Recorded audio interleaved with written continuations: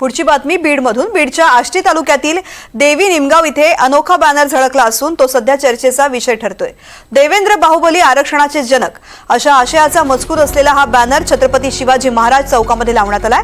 आझाद मैदानावरती मनोज जरांगे पाटील यांच्या उपोषणानंतर राज्य सरकारनं हैदराबाद गॅझेटसह मराठा समाजाच्या काही मागण्या मान्य केल्याच्या पार्श्वभूमीवरती हा बॅनर लावला गेलाय।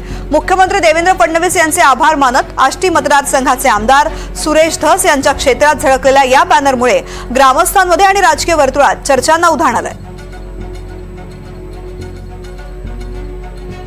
देवा भाऊंना एका व्हिलनच्या स्वरूपामध्ये काही राजकीय नेत्यांनी आपल्या राजकारणासाठी उभं केलं होतं आणि शेवटी मराठा आरक्षण हे देवा भाऊंनीच दिलं होतं, ते टिकवलं होतं।